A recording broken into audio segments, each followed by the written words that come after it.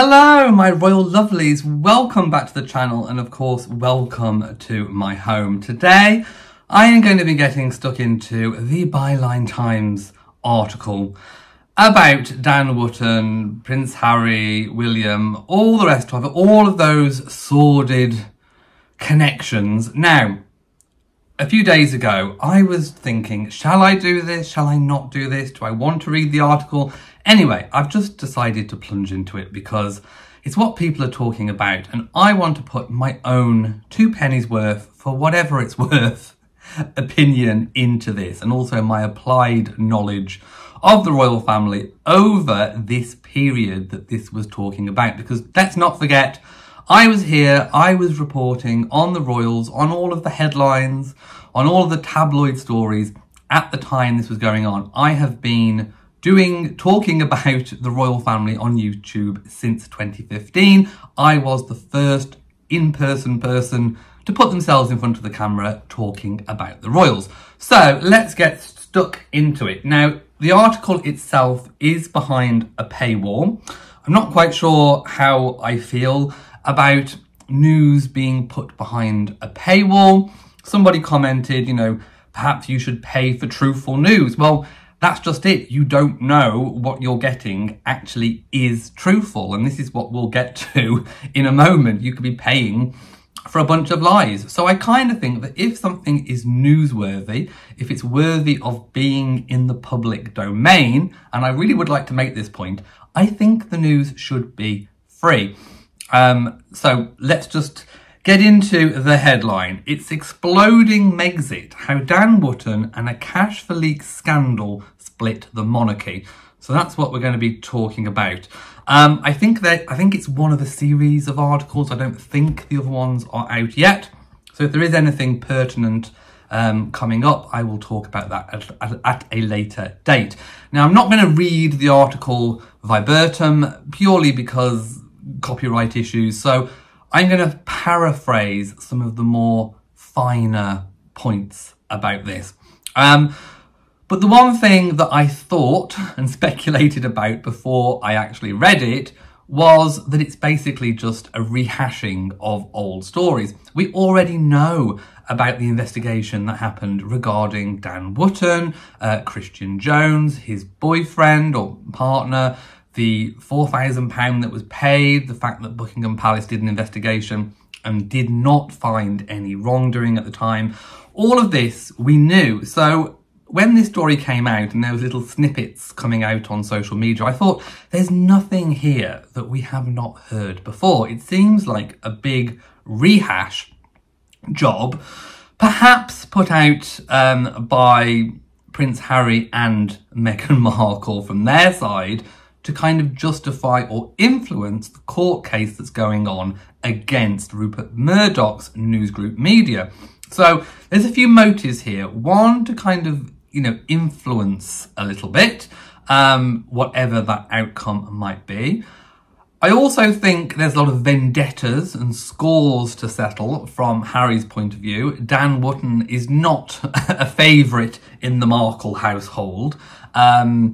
I think his name is mud with Harry and Meghan. So I think they're definitely gunning for him. And Byline Times, Byline Investigates, that whole branch has definitely been gunning for Dan Wootton. They desperately want to take him down. Also, they want to make Harry and Meghan look justified in their decision to leave the British royal family. They want to make villains of King Charles for cutting off Harry's allowance. I mean, for goodness sake. And they want to take down William as well, William and Catherine, and make them look like the bad guys through leaking information and stories, making it absolutely impossible for Harry and Meghan to stay in the United Kingdom. With all of this bad press and the British public hating them, we'll get to that in a moment as well, because the British public at that time didn't hate them. I'd say they're not particularly fond of them now, is a little bit of an understatement, but at the time, the British public did have Harry and Meghan's favour, despite the bad press. Let's just talk about that press bit for now anyway. So Back then, Harry and Meghan were still perfectly fine in the British people's affections. They had bad press, but that was, you know, mostly due to their own handling of the press, their own press relations, their own lifestyle choices and decisions. But it didn't necessarily translate to the public. Just because you're getting bad press doesn't mean that the public in general swallow it up and believe it. I myself was sort of defending Harry and Meghan at the time, sort of saying, well, you know, who are these sources? What are these sources? And the one thing that Harry's spare has kind of revealed from his own perspective, and is that there have been palace leaks, there have been informants to the media. Whether to the degree that Harry has stated, we don't know, but there definitely has been. So I've changed my tune since then. So really what Harry and Meghan have done have just kind of corroborated and made people have less of a positive opinion. I'm being very polite. Less of a positive opinion about them than before. Remaining silent and just carrying on. Keeping calm and carrying on. Never complain, never explain. Did have a certain amount of truth to it. And I do think Harry and Meghan, if they'd made different choices, would not be in the situation they are today with regards to public opinion here in Britain. I can't speak for all over the world, but I certainly know Harry and Meghan have not been getting good press in the States, for example. I mean, you've only got to look at South Park, Family Guy, all these different things. Definitely, I don't think Harry and Meghan are going down as well as what they and their supporters pertain to. Let's put it that way. So I think the public mood shifted and changed here in the United Kingdom once Harry and Meghan had decided to abandon post and leave. And I don't think the British public swallowed the pill that Harry and Meghan tried to make everyone swallow, with all their tales of woe from the Oprah interview and their tales of woe and disdain from Harry's spare book. It didn't work. But back then, the public affection was good, and they were riding high in the wave of public and press opinion when they decided to throw their dummy and their rattle out of the pram and leave the royal family. Remember, the Australasia tour was a unanimous success. The press thought it was a success. They had amazing press coverage. They also had great reception back home, globally. Things were on the up for Harry and Meghan at the very point they decided that they couldn't take it anymore. They couldn't take all of this praise. They couldn't take all of the amazing headlines that the British royal family were generating, that they were generating from this tour, and the press was praising them. They didn't like that for some bizarre reason. Anyway, they decided their choices to leave at the point when I think there had been a seed change. This is my point. There had been a seed change in the press reporting of Harry and Meghan. Had they stuck it out, I think things would have been very, very, very different. So, what is all of this about? If you did not know, kind of, like I say, we know the motives. We know the motives of why Harry and Meghan are behind this. And there are clues as to why Harry and Meghan are behind this. Byline Times is kind of an independent publication. Now, this article was written by Dan Evans and Tom Latcham. Dan Evans has links to Harry. He is one of the witnesses for Harry's case against Rupert Murdoch's media company. He's already given evidence, and he himself was involved in the phone hacking scandal that Harry is kind of, suing against. He actually got, and I think I have the information here, Dan Evans was given a 10-month suspended prison sentence in 2014 for hacking phones, but became a poacher turned gamekeeper, the court was told. So he is, you know, there is a criminal element, a criminal past to him. So, you know, a good source, but he's definitely kind of working or in cahoots with Prince Harry. So is he a friend? Is he an associate? Is he just someone that's been kind of roped in? I would imagine that there is a certain agenda on the table for both of them. I imagine Dan Evans is very angry and upset that he got brought into the phone hacking scandal in the first place, and probably wants to get his own back on Rupert Murdoch, but also wants to kind of help Harry, bringing down this kind of establishment. So there's almost like a double jeopardy, double kind of aim for the pair. And I do think, in my own opinion, that the two have teamed up. So this does have little fingerprints, paw prints, monster prints all over it. And I definitely do not think that this article is sort of independent, impartial. You know, this is definitely a fluff piece put out by the Sussexes. So let's go to the finer points. So these are, I'm paraphrasing here. So the article says that a news partner of a key age to Prince William received £4,000 from the Sun newspaper, a part of Murdoch's group, allegedly for stories about the Duke and Duchess of Sussex when Wooton was executive editor. Now, allegedly, this publication is not even revealing any sources. So who is doing this? Who is saying this? Allegedly stories. So they don't actually know. If they did actually have concrete evidence, do you think they'd be writing it here? Or if they've had but this is the basis of 3 years of work. Allegedly. 3 years. And that's all they can come up with. If they'd come up with something more concrete, do you think they would not have gone in that 3 years to the police to reopen that investigation? That would be the logical answer. And then they could have wrote about that in this article. So the fact that it's allegedly shows that whatever evidence they have is incredibly tenable, to say the least. Now, the partner, Christian Jones, the partner of Christian Jones. Now, this is what I think happened, and this is what I thought happened right from when this story first came out. I think Christian Jones, like most people, when they come home from a day at work, they talk about their job, they talk about their work to their partners. Whether or not there's confidentiality clauses or not, Official Secrets Act, all the rest of it, I'm pretty certain that the majority of people talk about their day, talk about the office gossip with their partners.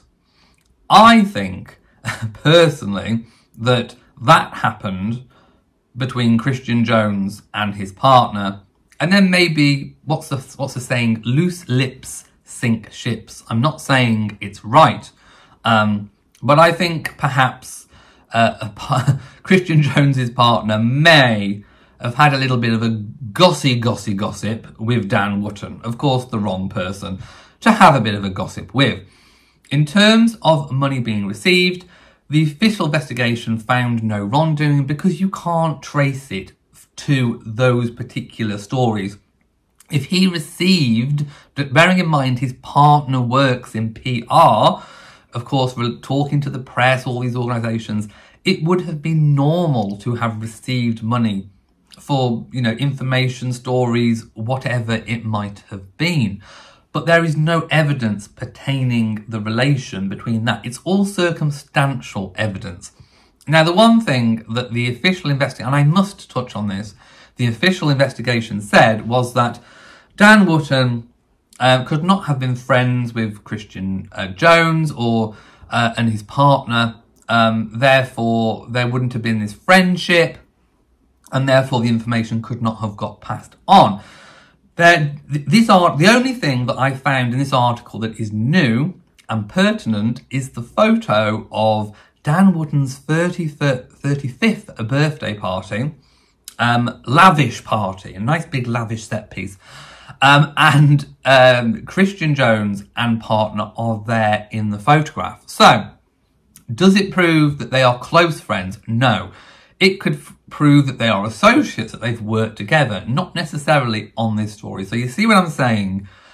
Just because it's a photo does not necessarily mean that something happened in the way that this Byline article is pertaining it to be. Although it does show that Christian Jones perhaps stretched the truth a little when it came to kind of saying that they were not friends, because you would, you'd be relatively close friends if you were invited to a lavish party.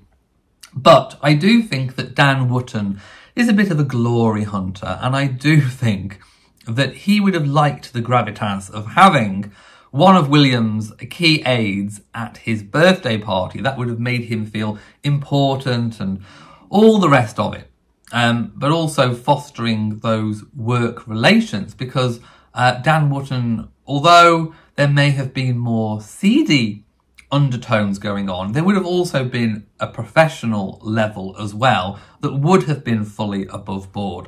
So keeping in with one of William's key aides may have been a bit of a power play for Dan Wootton. Anyway, that's what I need to mention.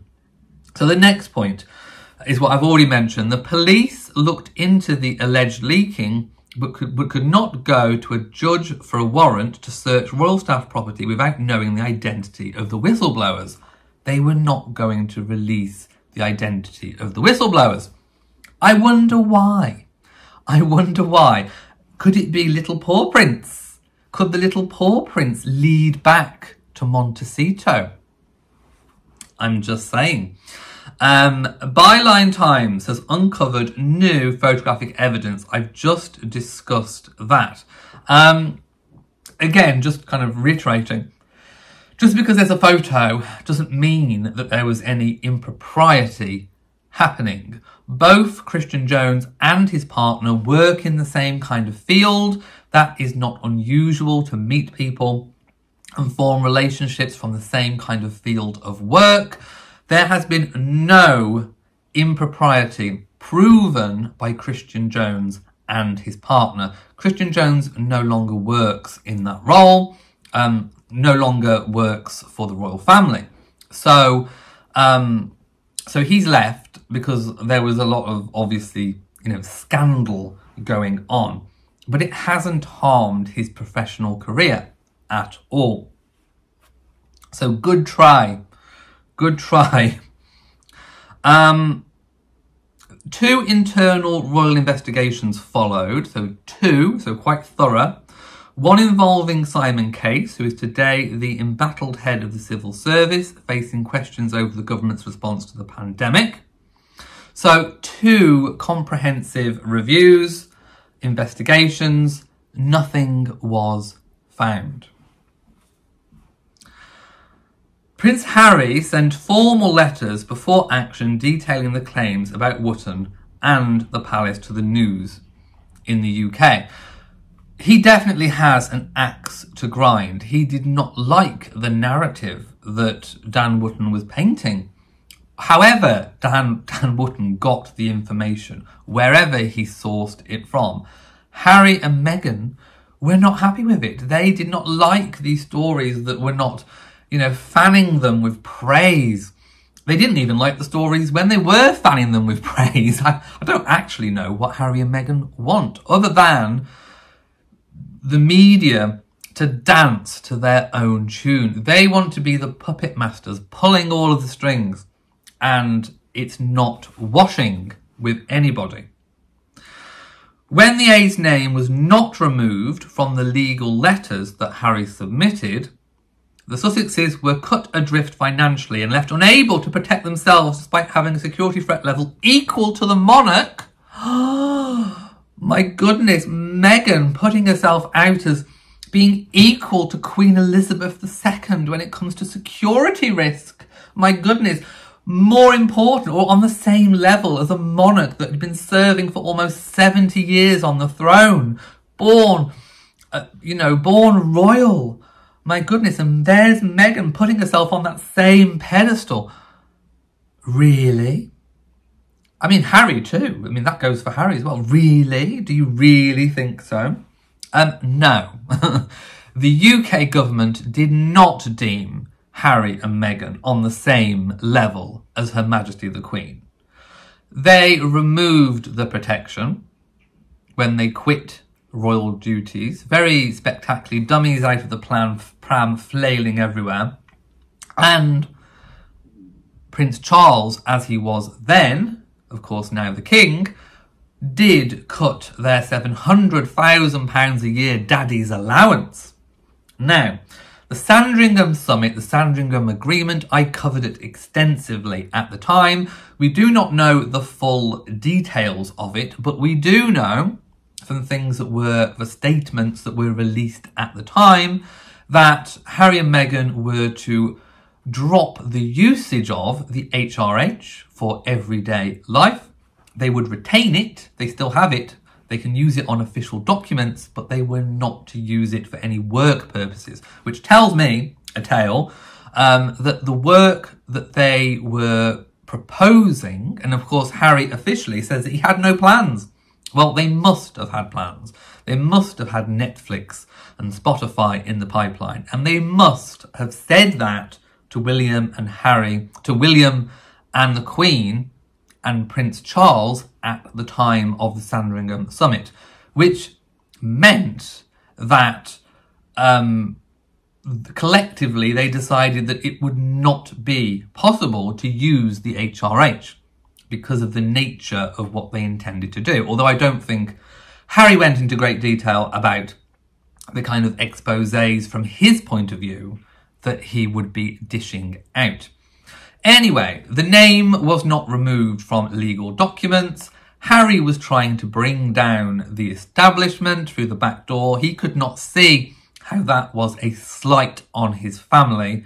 And Prince Charles bravely pulled the plug on the finances. It is not an easy thing to do, to cut your dependent child, a 30-year-old dependent child, adrift. That cannot have been an easy decision for Prince Charles. I don't think William would have bothered, but for a father cutting, that cannot have been an easy decision. He was forced into it.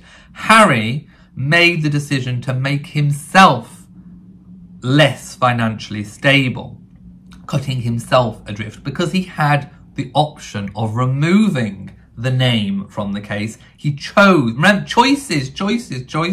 He chose not to do it.